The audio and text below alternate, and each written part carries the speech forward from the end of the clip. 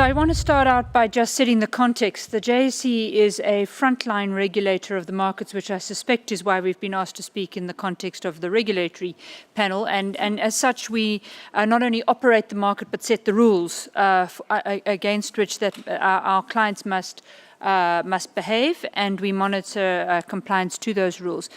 So I want to thank Mr. Andrews at the start to say and to recognize that I think this is a very important conversation for IOSCO to be involved in, and to offer on behalf of my exchange colleagues any help that you need as you evolve that conversation within IOSCO. I think that's something that we would all be very happy to lean into. I think the more we can get a common set of a common understanding about the sorts of things we could be doing in setting regulatory frameworks and standards, I think that would be helpful. So just to note that.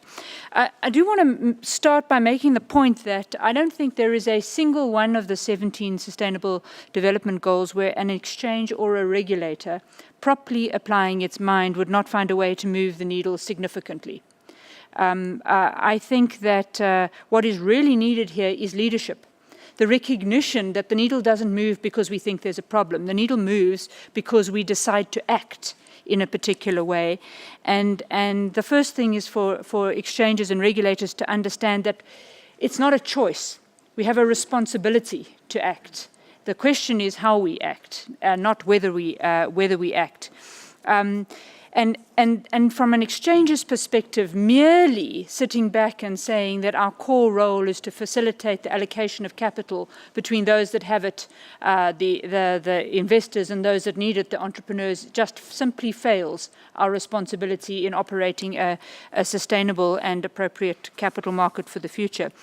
So what is interesting is that I think that the progress that that James focused on right at the beginning, the number of exchanges sitting around the table, would indicate that that responsibility is no longer something understood just by the loony left of us who started out, but that it is in fact becoming a core concern for exchanges and other regulators. And although I do want to indicate, and a number of speakers have already reflected on that, I'm not sure that it is completely understood and rewarded by investors as much as we would like it to be. All the effort, all the focus that is going in from a regulatory perspective, I think is reflected in the right sounds from investors, but not necessarily the right capital flows, either for or and certainly away from companies that just simply refuse to move fast enough in this space. More concretely, I think we make most difference if we look at making a difference in what is core to us. And what is core for an exchange or a regulator is different to what is core for an investor, as an example.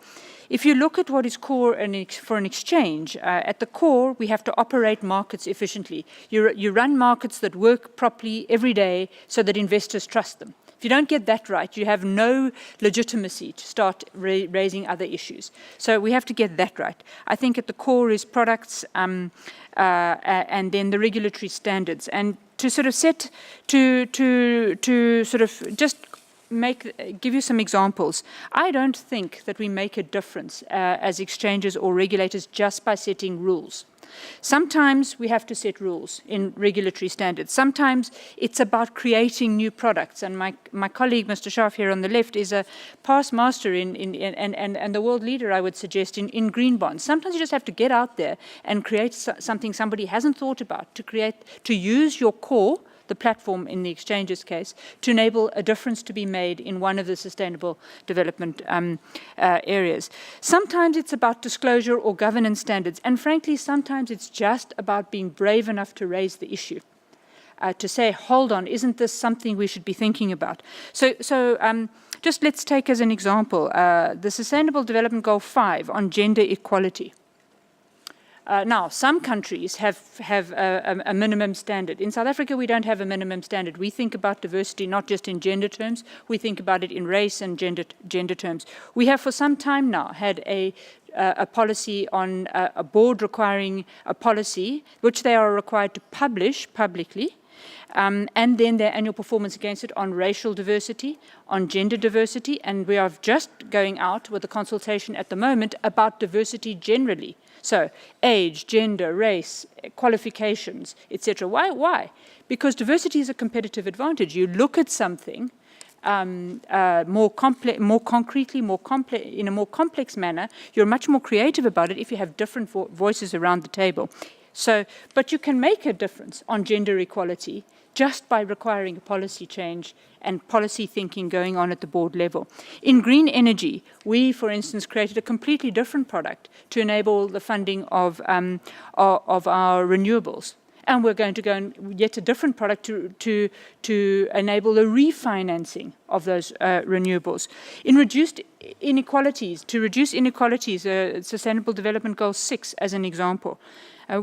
We are starting to see companies publish their internal Gini coefficient, so the difference between the highest paid and the median salary in the company. Why is that important? Because we want to make sure that people are actually starting to recognize that with the legal license to operate comes a social license to operate. Speaks to one's approach from an equality perspective. Or what about actually encouraging, and this is an example of where we would use our voice and not regulatory standards, encouraging the early payment of invoices from small suppliers, as opposed to just choking them off, getting the service and then paying them after 180 days. This makes a material difference in people's ability to be sustainable. So this is how I think we need to start to think differently with regard to our roles.